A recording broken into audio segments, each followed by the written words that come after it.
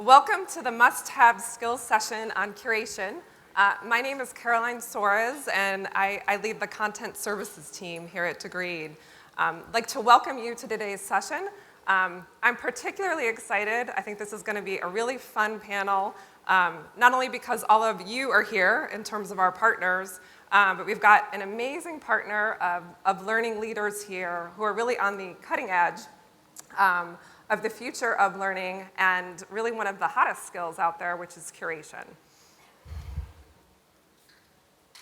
So with that said, I just wanted to introduce our panelists. And as you can probably tell from the screen, they represent a diverse organizations, and they all have really diverse approaches in terms of learning, their learning strategies, and really how they're thinking of curation.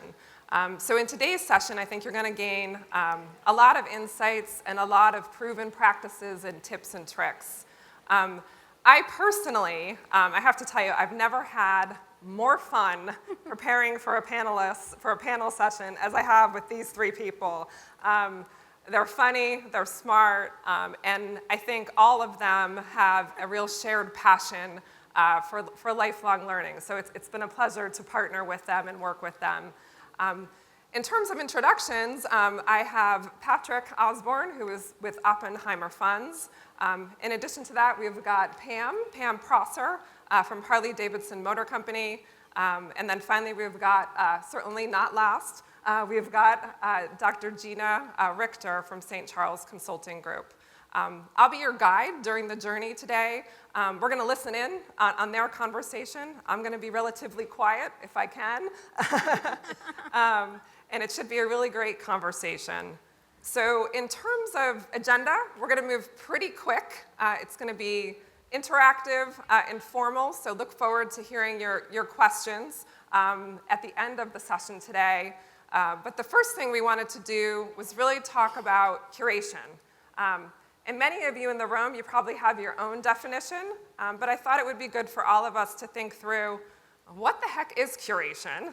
And most importantly, what is it not? You know, how are we defining it today? And then after we do that, we're going to spend the majority of the time listening to our panelists. And they're going to share their field experiences. They're going to share with you the good, the bad, the ugly, what's worked well and what hasn't. Where have their failure points been? So I think, again, through their examples and through their experience, you're going to hear a lot about the challenges and the opportunities with curation. And so at the end of today's session, we'll certainly leave time for questions to open it up. And with that said, let's go ahead and get started. So first question, hands in the room. Who remembers what a mixtape is? Oh, you're all young. Yeah, exactly. Well, if you remember a mixtape, just think for a second, why did you love that mixtape? You only got what you loved. You got a blended mix, right, of your favorite songs. Somebody maybe created it for you. It was personal. Curation is a lot like a blended mixtape. Or if we fast forward to today's world, think of digital playlists like Spotify or Pandora. Maybe you've created a playlist like that. And really what curation is it's about sorting through the vast amount of information out on the web and really finding the gems in all that information out there and organizing them and filtering them, evaluating them, and putting them in context for your end learner. That's really the most important part, just keeping your end learner in mind through the whole design experience. Another thing of value that we think is very important with curation is making sure that you create a blend, just like that mixtape, but you want to create not only a blend with the resources, but also by taking curated content and adding your own original content to it. So adding your own original voice or instruction to sort of direct the learner where to go in your curated experience. At the end of the day, it's all about making it relevant and personal for your learners. And in terms of types of curation, we think of curation as social curation, so that's curating materials that you can share and recommend to others. We also think of machine curation, which is the algorithm of your daily feed that you get in Degreed.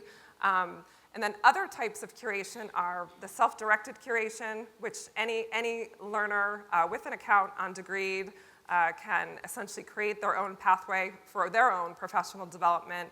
And then finally, where we spend a lot of our time is focused in on L&D curation. So curation perhaps that you may push out that's aligned to a business driver or initiative. And so those are just very quickly the different types of curation. So before we listen in on our panelists and hear their answers and thoughts, one other question for you. When you as individuals start your morning, what websites do you typically consume? Do you typically consume the same ones each and every day? And just love to hear, if you want to shout them out, what do you consume each morning? New York Times? What was that? NPR? CNN? Fake news. Fake news, excellent. And you can see why this panel is going to be so challenging for me right here. Okay. Anything else? Wall Street Journal. Yeah, and so what I hear through all of that is you're most likely accessing sites. So for example, in the morning, you may also be getting up and checking traffic. You may be checking the weather. And why those sites are important to be aware of is you're already consuming content that's curated for you, whether it's your region, whether it's about an area or a territory that you cover, like the New York Times. All of that is really personal and relevant. So just keep that in the back of your mind, along with the blended mixtape, as we go through the panelist discussion right now. And so with that said, I'm going to cue the fireplace. And we're going to have a little fireside chat right here. And my first question for the panelists will be, what is the ROI of curation? And essentially, what is the ROI for organizations and learners? And why is it so important today? And so with that said, who would like to jump in first? I will. I think, so there's so many reasons that curation is so important today, but two of the main reasons are that there is so much information out there. We have information overload, right? And I'm sure a number of you have seen the slide by Burson that shows, from an employee perspective, 1% of an employee's time during a work week is available for learning. That doesn't leave you too many minutes to learn. So to have content curated and available that they can get to right away and get what they need is key, and one of the big benefits of curation. And I think the ROI piece comes in on being able, again, to make employees as effective and efficient as we can, to make them valuable to the organization. And again, by having that content available at their fingertips so they can just key in on what they need, we can make them better performers and more effective more quickly. Yeah, I think it absolutely allows us to spend time on the contextualization. So we have the availability of all this content, and instead of trying to recreate the wheel, we get the opportunity to create the context that makes it personal for our learners, for our employees, so that employee experience is specific to them. And we could develop something from a business need perspective that drives results that's already out there. We're just putting the spin on it for them. As the millennial on the panel, He knows what a mixtape is, just so we're all clear on that. I don't really know what ROI is, but I guess I would compare that to what curation is. What we're doing already. It's what we've always done.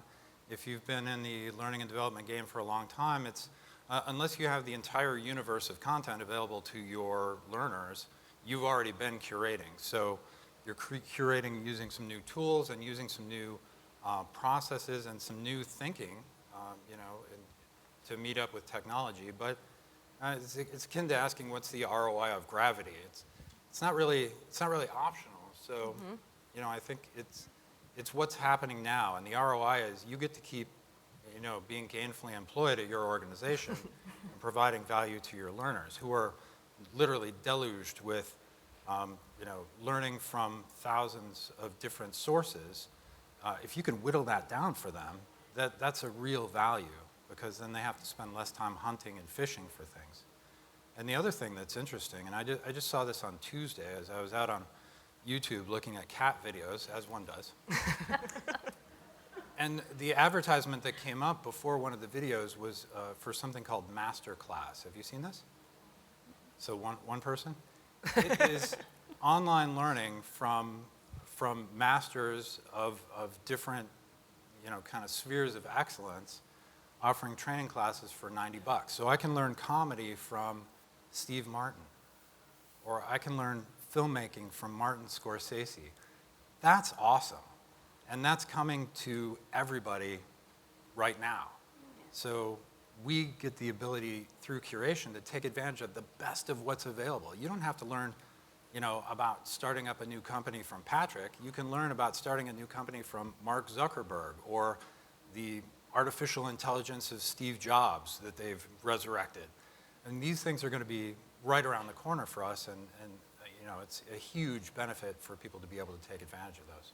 Yeah, so I think you're already starting to hear some of the challenges. Like truly, as Burson said, only 1% of learners' time is really available in terms of learning, content shock, content overload. So as we think about the challenges, it's really a behavioral and mind shift to move from a focus of creation to a focus of curation. And so, as we think about that, what are the challenges? I'd like to talk about that for a few minutes. Does the audience need to stop creating content completely? Love to know that. And what else should we be thinking about doing as we're making that focus and that shift? And Gina, do you want to start with that one? Sure. So I think from a perspective when you're talking about the challenges, and I think, as we've seen different instructional strategies come to fruition, as we've seen different technologies, it's always this hit the panic button, we got to make a total shift. But I think it's more about making a shift in a mindset that always goes to curate first. I've been actively curating for over 3 years now, specifically from a learning strategy perspective, and I've yet to run into a subject that can't be curated in some way. But with that being said, I also have never just curated any solution. I have always integrated opportunities for reflection, opportunities for social learning, whether it's through a media. Everybody today thinks social learning, it needs technology. No, social learning actually existed way before Facebook, and so that always cracks me up. And by the way, I'm the oldest millennial alive, and I'm upset that you tried to claim that title. I tried to provide you cover. So, as I'm curating different solutions for clients, I'm always thinking outside of that curation space, because I think without putting the context into a curated pathway of learning or whatever tool you're using to curate, you lose learning. Learning experiences are developed through context. Content is information. Without the context, it becomes instruction once you integrate that. Yeah, I couldn't agree more with that. And, I think it's fitting that we're talking about curation in a museum. Yes. And I was thinking about that as I was walking in. And Yeah. I think one of the things that you need to keep in mind, curation is not just finding a good pile of diverse resources that are related to a particular topic, but you need to curate the entire experience. So as we walked in, somebody thought about where the lights were going to go, what was going to be on the giant globe, how the bicycle seats were going to be organized. You have to think about all the packaging and everything that goes around that, so that the context and the relevance, which you may well have to create, because that super awesome HBR article that you're putting into your curation doesn't have the linkages to your firm or your particular situation. So you're going to need to still be in the business of creating things if you want your learners to understand why that's important in the context that they live in. I'd say a little bit different spin on the challenges are the current employee learning and development staffing and the skill sets people have. Where we had a lot of instructional designers, now we're looking for a different skill set, right, to be able to curate. And it's not that we shouldn't create anymore, But in addition to the contextualization, I think we need to key our customization in on more of our company-specific examples, such as product training. We have at Harley, of course, a lot of new products coming out every year and every mid-year. And so that's not something we can go to Google, to NPR, to any place and get our product training. We have to create that ourselves. But again, that's very Harley specific. And I think it's difficult for many people in organizations now to realize you don't always have to put your own spin on it. You have to do it from the contextualization standpoint of connecting the dots, but you don't have to create everything from scratch now. You have the ability to use the information that's already available. Yeah, I think there's 3 points that I always bring up when I speak on the topic is that, no, you're not that different. Come on, get over yourselves. But I'm a unique and beautiful snowflake. Yes, I know that, Patrick. And then it's, you know, everybody's overloaded with this content, and curation is more than just taking content and putting it in a bag and serving it up. It's contextualizing it. It's coming out with a blended solution that delivers it in the right time to the right audience to reach those results. So it's far more than just simply aggregating or putting it into a place. And then there's the copyright issue. People are like, well, I don't own this. It's okay. It's okay, as long as you link out to it directly and you're then contextualizing, you're creating that story. And we still need instructional designers to create that story, because that's the other thing. Everybody's like, oh my God, my job. You know, so no, your job is just a little different, and actually it's a lot of fun creating that story and weaving through that context. Yep. So again, really good points just in terms of the contextualization. So again, taking that blended mix, pulling the created assets together, adding that contextualization, I think both for the learner and for the organization, which Pam has done at Harley. And I think that really brings us to really talking about you know, the end learner. How do you really make the learning experience personal, relevant to learners? And I'd really love to hear from each of you. Again, diverse organizations, diverse insights. You know, what have you tried? What's failed? What's worked in terms of that personalization and that relevance? Love to hear your experiences. And Yeah, you I'd young millennial. I'd love to answer that, but first I want to go rogue and ask you a question. Excellent. If there were a Curators Hall of Fame, who would you put in it? Ooh, Curator Hall of Fame. Well, clearly the 3 panelists. Correct. Excellent.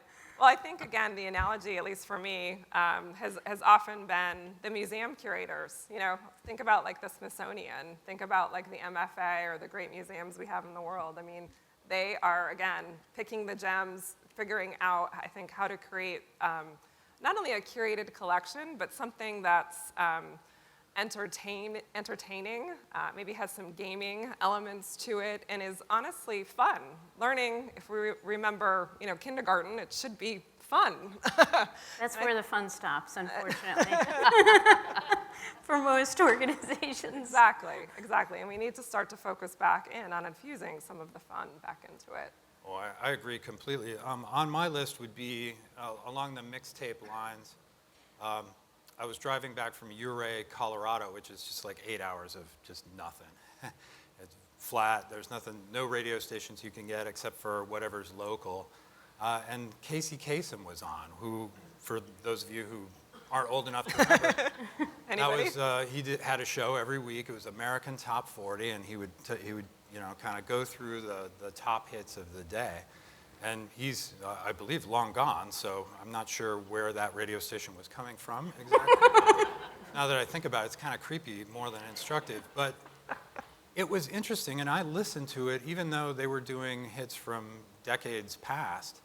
And I found that it wasn't so much the things that were selected that was important, but it was the personality of the curator and what they brought to that. So he would talk about the history of the band or weird trivia about it or what we should pay attention to.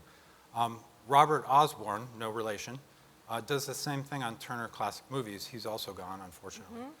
But he would talk about not just, hey, here's the 10 best film noir movies, go.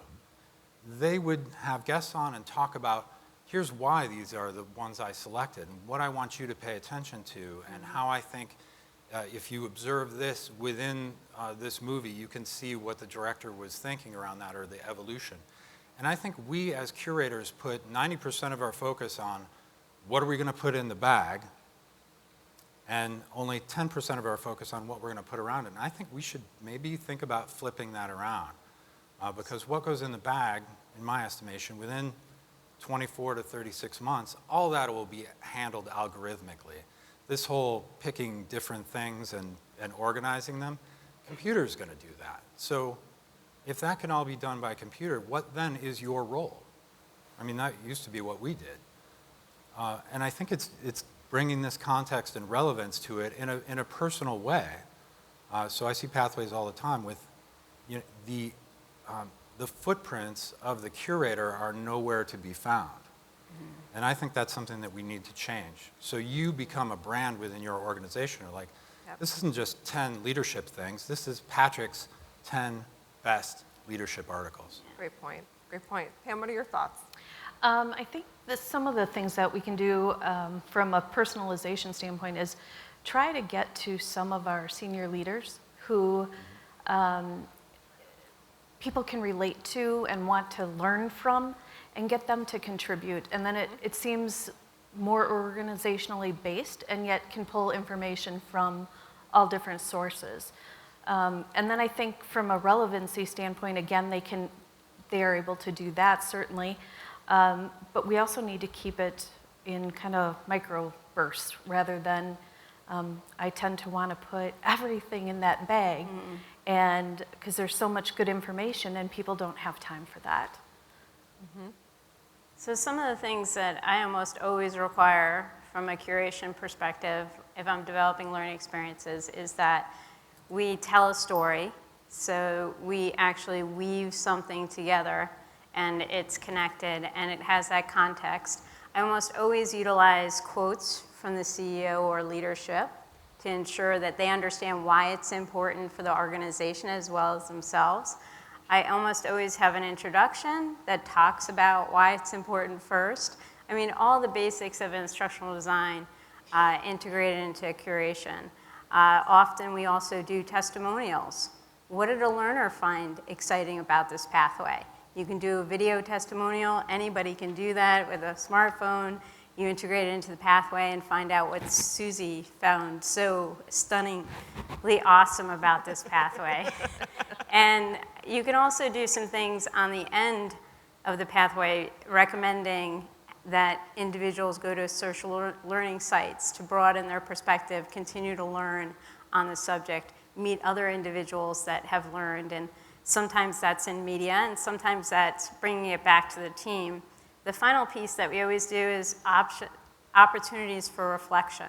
So stopping them in their path, if you will, and allowing them to reflect upon what they learned, what they're going to do with this new knowledge and or skill, how they're going to apply it, and then also ask that they share that. And so in terms of, we heard a lot from David Blake about data insights, how that will influence decisions in learning, the future of learning, what we're offering moving forward. What role do you think data and AI has in the greater role with curation and curation as a skill? What are your quick thoughts on that? I think Patrick pointed out a good one. Yep. I think AI is going to develop to the point where we won't have to worry so much about what we're putting in the bag, quote unquote. I also think that in Degreed, it's called the feed, and AI drives that, and that is that truly personalized piece based on topics and tagging. Mm-hmm. I think it will allow us also to analyze where the real need is in the business, and be able to be more agile as that changes. What we were just looking today, for example, the top topics have changed in the last few weeks. Mm-hmm. And what's causing that? What groups are those coming from? What do we need to address? Yep. Yeah, I think the data and insights, I remember looking at Degreed as an organization itself, we have our own, learning ecosystem, internal catalog, and one day I was looking at the insights and suddenly physics as a topic had spiked. I mean, who knew? And those, I think, again, having that data-driven aspect to, really informing, what do your learners want? What are they, sort of in need of or demanding right now, I think is a really important part of the decision. And as we look at scaling curation efforts, and you definitely mentioned it as you talk about involving senior stakeholders as well as, involving your end learners, having them create, videos, testimonials, et cetera. How do you think these organizations and these folks here today need to scale curation, so sort of for the longer term journey? What should they really be thinking about in the sort of the weeks and the months ahead? Can you explain more of what you mean by scaling it? How do you sustain it over time? How do you build more things with the same amount of capacity? What do you mean by scale? Yeah, so I think, for example, scaling over time. So for example, probably a lot of organizations right now, you may be in Q4, you may be focused on year-end planning. So if you're looking to sort of scale curation sort of across your organization, how can you think about it sort of in that framework or in that light? Yeah, the people I've heard speaking today who I think have a line that resonates with me around scaling the learning is not making yourself the creator of everything, but instead making yourself the creator of other curators so that you can equip them to use the tools that we have in order to curate their own learning pathways and things like that. And by that, you can multiply and extend your capabilities in that space. Now you want to arm them and equip them with some good skills and some best practices so they don't start creating a lot of stuff that people aren't then going to use. But that I think is the best way to get the most mileage, is not being very precious about who gets to create them and who doesn't, but rather making everyone a curator of learning for whatever it is that they're expert in. And I think that that's so satisfying because I often think about the work that we do in instructional design in the context of, like, after you've gone through the process of creating a class or an event or a CBT or a great pathway, and you put it all together, who got the most learning out of that work? And I find often it's probably me, Absolutely. I agree, because you are touching all of that content and learning from all of it. I think one of the other things that we can do from a scaling perspective, and maybe more of a relevancy, is not let the perfect be the enemy of the good. So get your pathway out there and then monitor. See, is there another need that you're missing? Don't be afraid to pull content, put new content in. It's not meant to be a static learning environment. You need to adjust to changes in the business and changes in the environment. And Can I just add to that? no. It was good just Do you see? That's just because one of the you have most degreed socks on doesn't mean interesting. These were hard won. One of the most interesting things about Degreed is it democratizes learning and puts everything out there together. So the video that I create is sitting next to a TED Talk, which unfortunately means we're all going to have to up our game, because what democracy means is people can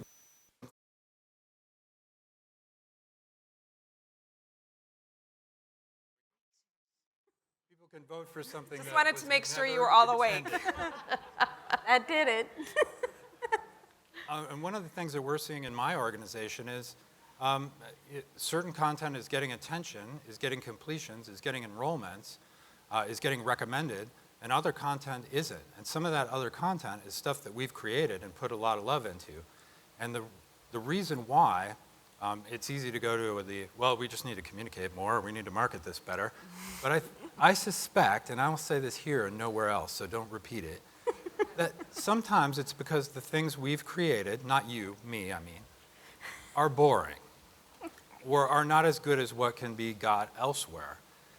And that probably has to stop, because average or good content is not going to stand up next to Steve Martin's course on comedy or Martin Scorsese's course on filmmaking. I mean, the only thing that's going to pass muster now with our consumers, our learners, is excellent content. Yeah, and I think that's where the general piece comes into play, because one of the things that we've leveraged in the past from a scalability perspective is taking the concept that these are generally accepted topics or curated pieces, and then growing the scalability through having groups of individuals through a global organization start localizing it through the context and through the ability to really figure out what's important for their audiences. So we've developed an entire guide and toolkit to lead these people through the process of how to curate, and then how do you make it effective and efficient instruction, and then go ahead, you know your audience best. So taking away that centralized piece, really decentralizing it and allowing people all over the organizations to start curating. And often, like Patrick said, when you do the curation yourself, you're learning quite a bit. So we usually make that like a master piece. So that's your expert level, as you're able to curate on that topic and ask them to curate a pathway. Well, and to that point and to what you said earlier, what do the people want? I suspect you need to change your process of how you create content if your process looks like ours, in that, you know, there will be 4, 5, maybe 6 reviews to tightly evaluate the content, to make sure that it's absolutely accurate, it's on brand, there are no grammar errors, everything is sequenced properly, it's comprehensive. There are 0 reviews for, is this interesting? Is this title something you would click on? And that stuff now matters, because it can be as interesting as you want on the inside, but if nobody sees it, then it doesn't matter. My wife is a high school English teacher, and she worked at a school where they had trouble with people not coming to school, so truancy. And one of the solutions that was floated was, well, you just need to make your classroom lessons more interesting. I think that's preposterous, because she could be, you know, doing crazy interesting things in the classroom, but if they're not there to see it, how does that change their behavior? Well, in the same way as a pathway or curated content, if people aren't clicking on it, they aren't using it, it doesn't matter how much love you put into it, it can never pull them in further if the title isn't click-worthy. Mm-hmm. Yeah, and I think, again, you're sort of hitting on, as we think about the question of, you know, how do you enable a curation mindset across your organization? You've sort of already touched on, you know, decentralizing it, putting it within the business, you know, and making it more engaging in terms of really thinking about the package that you're putting together for the learners, you know, engaging titles. Really the user experience, I think, is really at the heart to make it more personal and relevant to them. Anything else that you would add to that? And I'm just being mindful of the time that we have left. Anything else you'd add to that? We'll do one more question, just around who makes the best curators? Like what kind of skills do they have? Like as you're looking at your organizations, and Gina, just be interested in your thoughts just quickly. Curiosity. Curiosity. It's a huge piece to, Yep. you know, the ability and understand and having a passion for a topic, and, you know, instructional design capability is for sure takes that content and turns it into instruction. So, you know, it gets it out of the bag into the hands of the right audience at the right time, with the right message to drive business results, and that. Yep. We have just started to roll out groups to our BERGs, our business employee resource groups, and they again have the passion around their particular area, and I think we'll be able to leverage that pretty significantly because they'll have the passion. They'll need, you know, the job aids and the instruction on how to do it well, but they've got the passion and they know their audience really well. So. Yeah, I would agree with that. And people with the passion are liable to sustain their engagement with that content. They'll recommend it to people. They'll talk it up. They will interact with people within the content itself, so in the comments section. And the more people are willing to do those things, the more life it brings to groups, pathways, individual pieces of content. What we found the most used pieces are the ones that have that kind of sponsorship. And it doesn't have to be someone that's high in the organization, although that's delightful if you can get it. But just somebody who is really passionate about it and willing to put their energy into it to keep it alive, I think is what garners the most attention among people. Because we're very social creatures. We look to see what everybody else is doing. And if there's a big conversation going on, you're definitely going to stop and go, oh, maybe I need to get into this. There must be something interesting going on. Yep, yep. Great. So creativity, passion, and I think you probably can see a lot of that on the stage right here. So I'm going to get personal just here with the last question to our panelists for today. What's your favorite thing about curation as curators? And maybe what are 3 proven tips or tricks you can share here with the audience that they can go and try tomorrow or next week? So favorite thing about curation? That's a tough one. I like the thrill of the hunt Thrill of the hunt. and the joy of bringing that back like you're a scout and you come back over the hill and you're like, look what I've brought you. That's exciting. And then as far as tips go, I would say put a little less time into, kind of coming up with the 11th great article on that one thing and a little more time into just shooting a YouTube video with somebody who can talk about the organizational importance of what's going into the pathway. And I would say try to make it interesting. We've gone through a process over my last 21 years in the organization of making instructional design as blandified as possible, boring, professional. In this medium, you will need to be more interesting, I think, because it's not like this experience where you've got the energy of the interpersonal interaction. It's a person sitting in front of their computer. So you need to bring some more intimacy to that experience through more casual kind of interaction with your learners. Yeah. For me, the greatest joy, this is a little insight into the Pam's purpose from Erin's presentation this morning, but I love the feeling of having made a difference in somebody's life, whether it be from making them more efficient at work or helping them solve a problem. And I think good curation does that. And so that's an excitement point.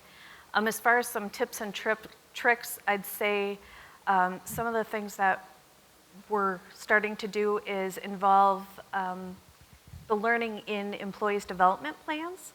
So if there's a gap assessed during a performance review, use the content on Degreed or other things that you've curated to help them get past that gap and fill that need. And then again, involving the business and what are the needs of the business and to be able to get to the right content. My favorite thing about curation probably is that I just want to learn every second. I have this insatiable need to learn at all times. My PhD taught me how little I knew, so I think it just really set me on this path of, oh my God, I have so much to learn. So, and I even hate to refer to, like we call this an expert panel, and to me, my mindset is, I can't possibly be an expert because I always need to learn. So I think learning for me is absolutely what keeps me curating, will always, and why I have 28,000 points in Degreed. We get it, you win. Little competition here on the panel. Proven practices, I think, again, a lot of it is about your audience. I think we often, when we get that bright, shiny object, whether it's Degreed or whatever other technology we get a hold of, that we focus too much on that. So we always have to remember, what is it? Why did we buy the technology? What is that business need? What does success look like? Who is our audience? What do they have now? What do they need? Is there a culture shift that needs to happen before we start creating learning pathways and all this great stuff? And how will we measure success? And I think that, when we do that right, no matter the modality, we figure out a way to get instruction in front of our people that makes a difference from a business results perspective. And I never, ever, ever believe that curation is the only answer. I'm always blending, and always blending to a point of beyond a blend of audio, podcast, article, video. I'm talking about getting them to reflect. I'm talking about getting them to have conversations with their manager, having their managers drive them back, having the ability to actually have that time to learn and giving it a priority in an organization. So some of these things you don't necessarily have control over, but if you can drive even that one-level management perspective and get them involved for feedback and feedback loop, along with that curated piece, that drives success. That's great. Clearly, there's no passion here on this panel for learning and curation. What I'd love to challenge you all to do, just think about, from this presentation, what will you unlearn in the coming days, weeks, in terms of habit and skills? And also just love you to sort of think about, what proven practices, tips, tricks did you pick up during today's session, maybe that you can employ in your own organization. I think we are short on time, so I am just going to go ahead and just start to wrap up. Appreciate everybody's attendance today. You will find this presentation and all the information from the Degreed Lens sessions on our pathway. You'll get an invite to it afterward. If you have any questions around curation or anything that was said, we're available for questions. We'll certainly stay here for a few more minutes.